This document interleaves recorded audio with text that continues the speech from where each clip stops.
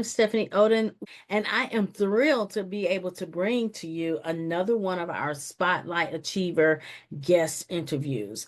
I like to bring people in front of you that will help you move to the next level of success, whether it's building your leadership skills, embracing who you are as you move to the next level, and growing as a business owner and entrepreneur. I know when my guests come on, I lean in too. I continue to learn from the people that I put in front of you. So let's dig in, shall we? Welcome to the Quiet Impact Podcast, where we nurture the journey of introverts who desire to achieve greater levels of influence, income, and impact. The go-to podcast for introvert achievers just like you, seeking purpose-driven growth. I am your host, Stephanie Oden. Welcome to the Quiet Impact Podcast. And I am thrilled to have with me another quiet achiever, Dr. Carlos Hernandez. Thank you so much for having me here, Stephanie. It's always so great to connect with you. And just our check-in before we're starting the podcast was just so lovely, and just so fascinated by you, how you hold space. And I'm just so honored to have you in my life. That is mutual because we've talked about you being a guest on my podcast when it started, and we finally made it happen. Now, I want to say this: we're not shy, we're not timid, we're not needing to be fixed. We're an introvert, and that is our superpower. Introverted AFF. Absolutely fabulous and feisty. Especially feisty. Especially feisty. A little bit about Dr. Hernandez, and I'm gonna call him Carlos. So when you address him, you guys call him Doctor, but I knew him before he was the doctor thing, so we're just gonna go with Carlos. And Carlos is fine with everyone. I love the doctor part. Like, it makes me like, I'm super proud of that because I was able to be connected when you were in that journey. So proud of you for your accomplishments. He was born and raised in Miami and has been conducting and leading ensemble since he was 15 years old. As a conductor and educator, he's had the opportunity to work in his local community, nationally and internationally. He has 4 degrees in music, all with a major or a minor emphasis in conducting. And 2 of his degrees are in music education and 2 are in orchestral conducting. What I like about his expansion of who he was is that part of his doctoral experience allowed him to focus on entrepreneurship studies, which gave him a deeper dive in business administration and the nonprofit sector. And he has a heart for the nonprofit sector and how music can be used in that arena for multiple things. He may share some of those later on. Right now, he's active in the Bay Area as a conductor and an educator. Again, thank you for being with us. Tell us something outside of your bio. Great summary. Thank you for that, and thank you for the inquiry. Wellness is also a huge part of my life, and when I was in college, I was really struggling with myself and struggling with how to be in my body, how to be with my thoughts, how to be with my emotions. And so I discovered yoga, and it had a huge impact on my life, and eventually started to dip more into everything related to self-care. At this point, after many years, I am now a yoga teacher. I'm also a body worker. We connected when I was at Stretch Lab, that one-on-one assisted stretching. I compare that to like a Thai massage tradition, had a huge impact on how I serve in those ways. And most recently, over the last 3 months or so, I just like received the blessing of being trained in water massage, which is essentially just a beautiful womb-like experience, in where folks are supported in body temperature water, massaged, and you could compare it to our assisted stretches, but in warm water. for 30 minutes to an hour at a time, and that's just continued to unfold and add on to how I serve in these wellness ways. And um, so I'm also, I think, a conductor in some of these other ways with people, and just trying to help people be a little more comfortable in their own skin, help them in some of the ways that I was needing some of that support back in college, and through and to this day. You hit on something that I really liked, and you said being that support that I needed when I was in college. That resonates with me because that's absolutely one of my driving whys when people say, why don't you give up? It's too hard to be an entrepreneur. It's too hard to go out and do this thing that you're doing. I said, I can't, because somebody needs me to be what I didn't have. And I can't not do it. It's this crazy drive that I think if I give up, what person won't be served because I gave up? So when you said that about stepping into that place of wellness because you needed that, and your desire to give that as part of your big bucket, like you're this amazing conductor, as well as the wellness piece, and you really bring those two together. Now, one of the things that we talked about, and we'll talk about the music because we connect on that too. I'm a clarinet player. We know that. Um, but one of the things we talked about when you think about wellness, there's this information now about sound healing and sound bowls and all of this. And I have to ask you, like, does that stuff really work? Like, for real? Like, or is it just woo woo wah wah that we just like because it feels good? Does it really work? Mm-hmm. So sound bath and sound healing is also a part of my tradition and some of my services. And I have experienced and feel deeply that all sound and all that everything is music, and that the world is literally chirping and speaking to us all the time, whether or not we're listening to it. You can stand in the street and there's this beautiful harmony that seems to happen with everything that's going on, even though it might come off as chaotic. And so, anytime there is a lot of intention behind what sounds are being created, how we're focusing that, what the intention of that, what the story is behind that. Sometimes an understood story, sometimes it's a story that no one knows about, but the music just feels speaks for itself. I think can be quite potent. In addition to the fact that we are music, that we are vibrating, that we are vibrational beings. Mm-hmm. And so I feel all of this sound bath, sound healing, not just pierces through the physical, but also gets through the emotional, through the spiritual, through the energetic, through the mental. And different instruments are used to pierce through different layers. Shakers in particular have a tendency to pierce at the physical layer a little more in a much more targeted way. Okay. While other instruments, sound bows in particular, I think are a little more of an ethereal and or energetic, more subtle way in. Mm-hmm. So for me, I think it's important to start all of these practices, and this is the way I was trained with my teachers, in where we start off with some movement, with some asana. We prepare the body almost like we would in a yoga session, and we're preparing for meditation. We prime the body for meditation so that it can explore and travel with the support of the sound, and and sound for so many of us is also at the core of and has been at the core of our life since even before we were born. True.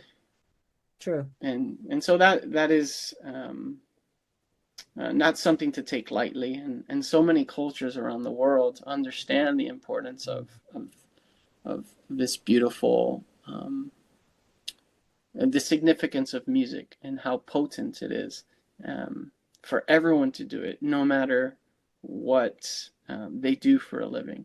It should be embedded in everyone's life, especially because it is so connected to the vagus nerve. Oh yes, we've talked about that vagus nerve, didn't we? We had a whole Mm-hmm, conversation on the vagus mm-hmm, nerve and how amazing and powerful that is. mm-hmm, And a simple hum.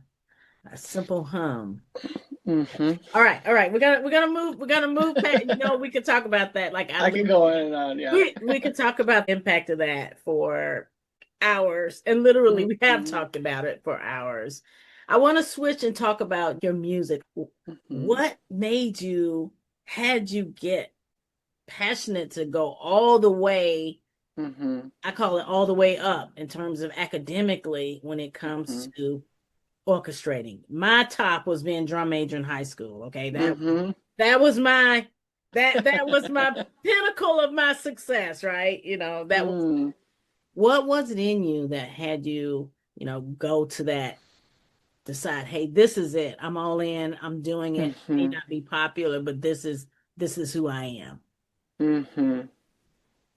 I have a similar origin story, and I was a drum major as well. And for me, the opportunity to work with others in a space where we can break things down, put it together, perform together, share that the intimacy of what it is to put things together Mhm. day by day with all the things that we had going on day by day as a teenager, which can be a little extra emotional.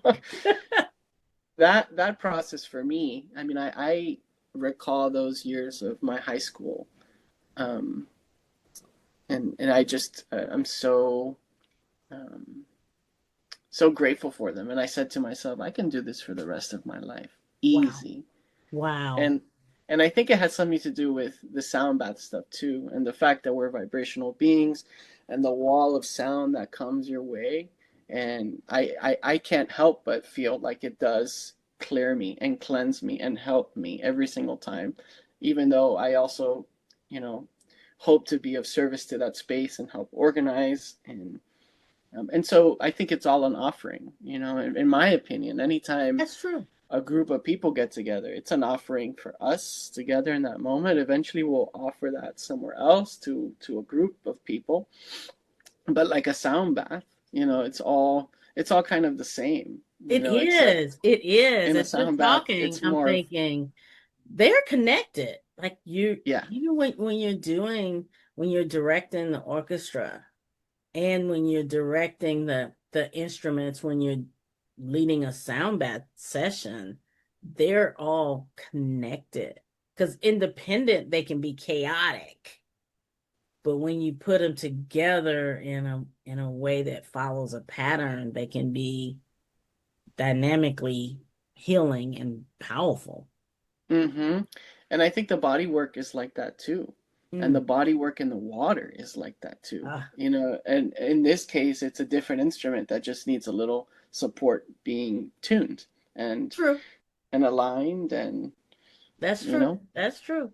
Now, I did a sound bath session, a floating sound bath session Mm-hmm. where I laid on the raft and, all the things they had, the shakers. I don't even know all the things they had. I Mm-hmm. didn't really care.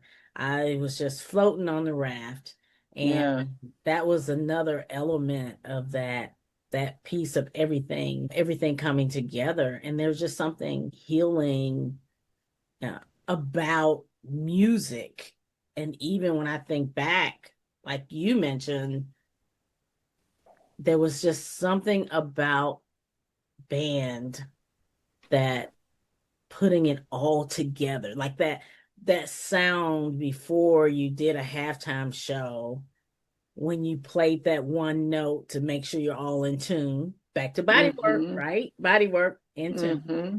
There was just something about that power and that vibration of that note when you played that was just energetically took you to a whole level, like a whole different level, and you felt empowered, inspired, and all of that. The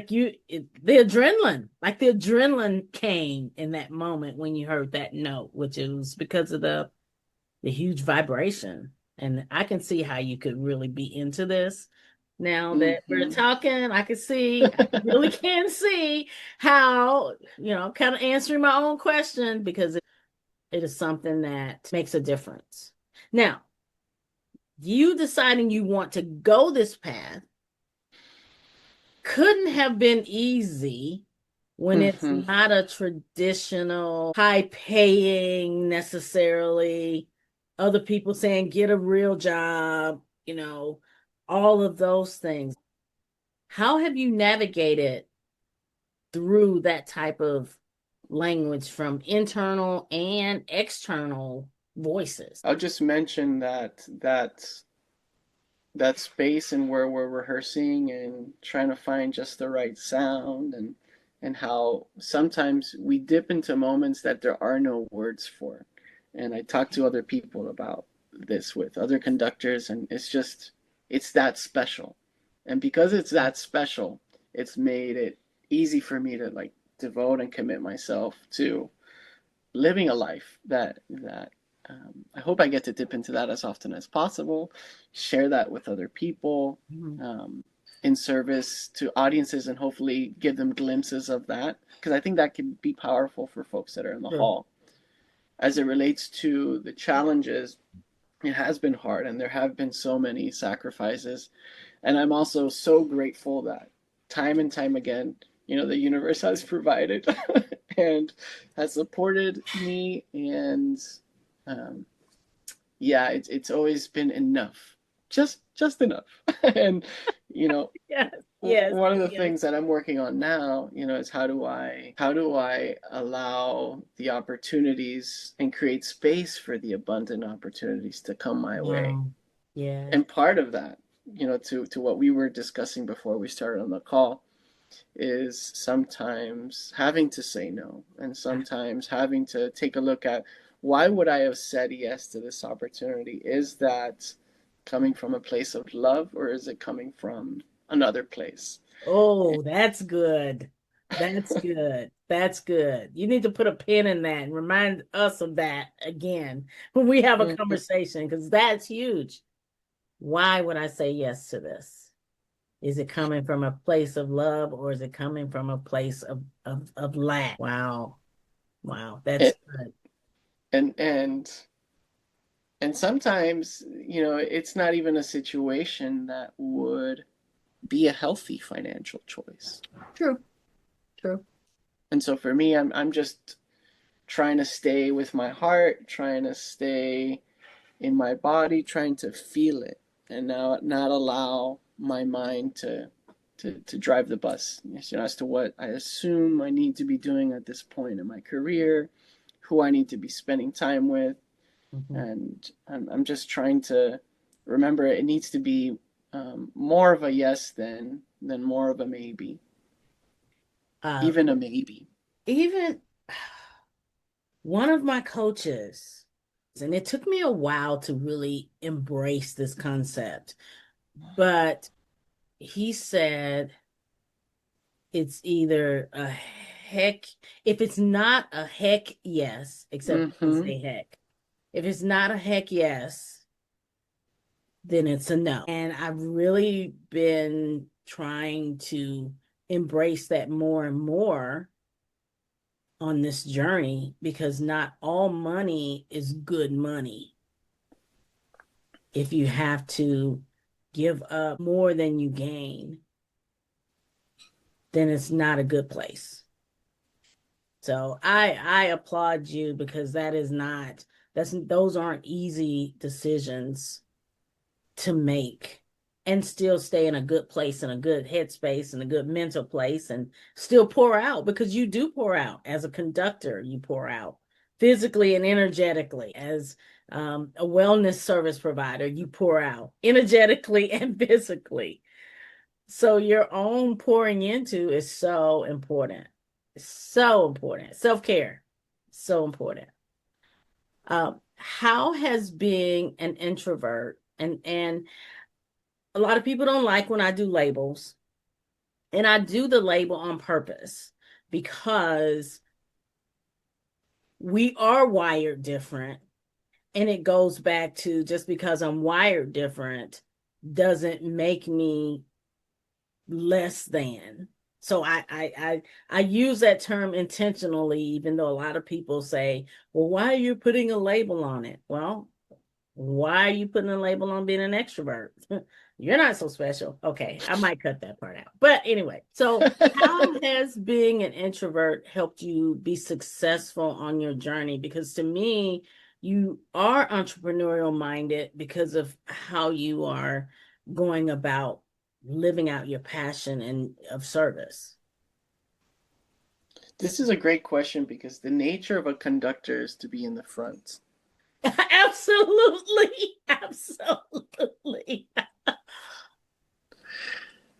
And so, something that I've tried to work on over the years is actually take a further step back and allow myself to not be so much that it prevents people in the orchestra from showing themselves and revealing themselves and allowing themselves to bloom.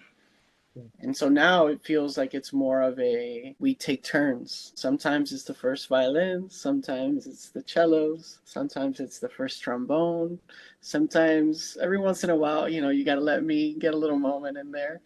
Um, and and so things have shifted over the years. I think the introverted parts of me have spent a lot of time um, ensuring that my voice is heard. Like what lengths do we go to get our voice heard and our opinions And I stated? promise I did not tell him to say that, but you all know from hanging out with me, what he just said is golden. To what lengths have we had to go to make sure that our voice is heard, which can be exhausting. It can degrade self confidence. It can bring up all types of limiting beliefs that, like, how much, what have we had to do to make sure that our voice is heard and step into who we really are?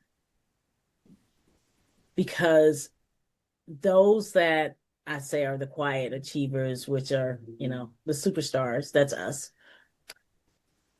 We found a way for our voice to be comfortable with our voice. And like you said, when you started, being over the orchestra, the conductor, you're in front of people like that. How does that work? However, your call to serve in that nature, and you know that is your voice, it gives you like a supernatural power to stand there and do what you do. And okay, I gotta add this though. You know your back is to the audience most of the time, right? Mm-hmm. That's a cheat code right there. Your back is to the audience most of the time. I just want to highlight that. However, what that also speaks to is the relational piece of how many of us are wired is we are able to stand confident when we have relationships with those that we serve and that we lead, that we are in a different presence. You care what the audience thinks, but not really. Mm-hmm. You care more about your people and bringing out the best in them so that they can shine. If I'm making it up, tell me. If I'm making up anything, you just correct me. Tell me, whoa, Stephanie, that's too much. Something that's coming up for me as you're sharing is how important it is to also lead from the back and or um, the deep appreciation that introverts have for witnessing and seeing mm-hmm, and not always having to be the one being witnessed and mm-hmm, seen. mm-hmm. And so that balance I think is an introvert's superpower. I And think so. I think so.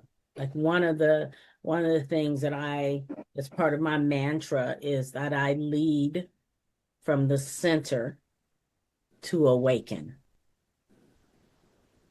And I think that And helps me. and as far as the depletion that comes with all these things that we've been talking about, something that the body work has really helped with is, how can we stay connected with ourselves as we're, connecting with the other, and also even moving that perspective out to the environment.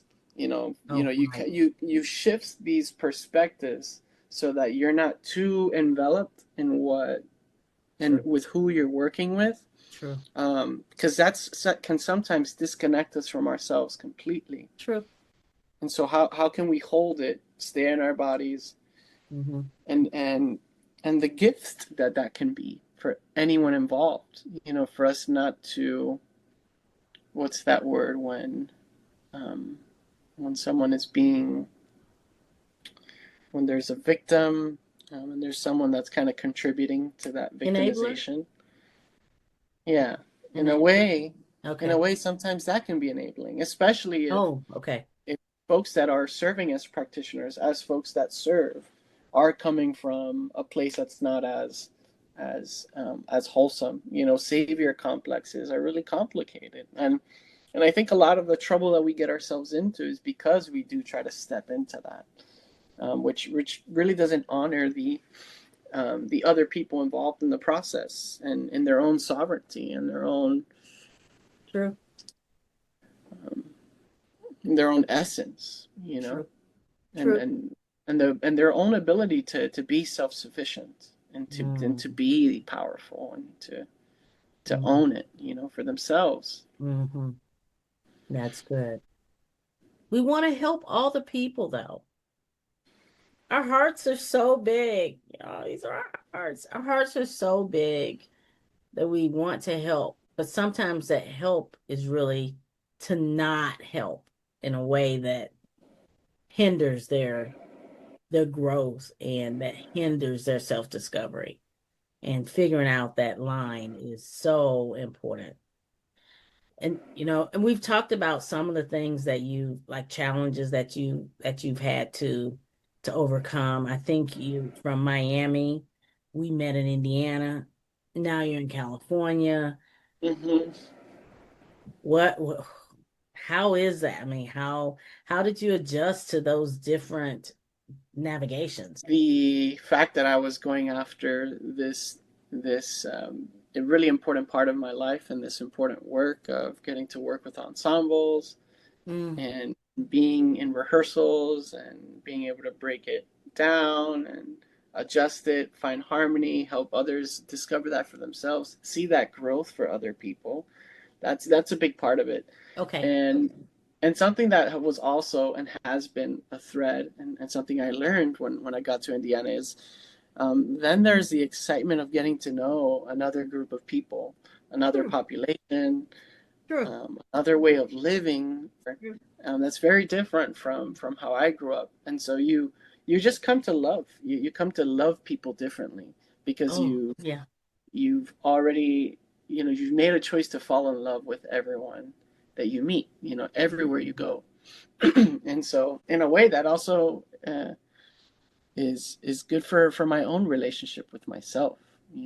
Yeah. Of course I love people unconditionally no matter what they do, which can be hard, and sometimes that means, limiting how much time I spend with them, but that also reminds me, keep caring for yourself in that process too in really meaningful ways, and go after these things, have the faith to do them.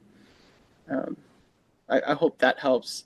But I also just kind of, I've surrendered to the music in a lot of Oh, ways, and I've surrendered to this work, and I hope that it continues to lead me where I need to be for myself, for my family, for others, and but it has taken a toll. It has taken a toll on myself. It has oh, taken a toll on my family, and so yeah, it can be hard. It is hard.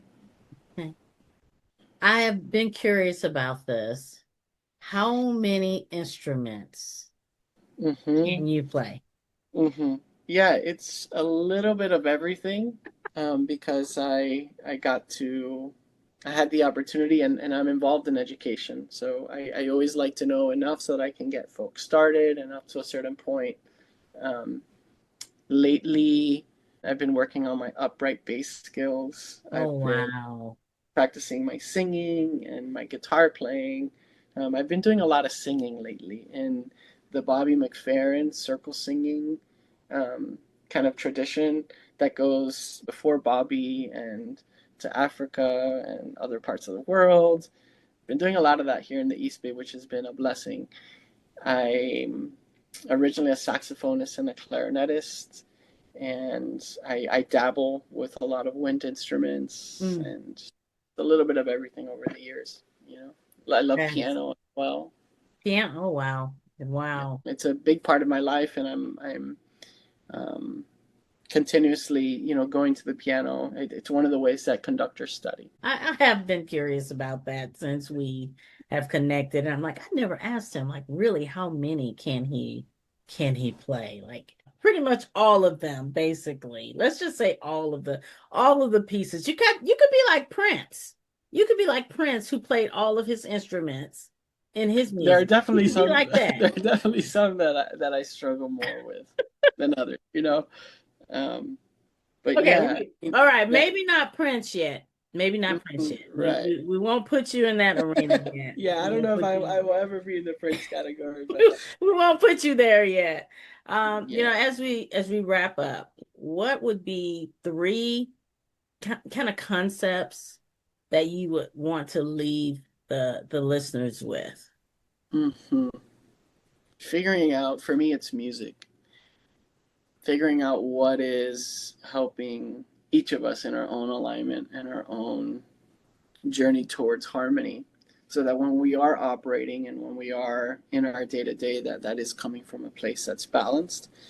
Ah, And hopefully the music that we're sharing with our words, with our work, with how we love, how we care, how we receive love, how we receive care, is is coming from a place that we're constantly working on refining and devoted to mhm. working on. Whether there's a spiritual connection there, whether it's a little more centered around um, being just a good human.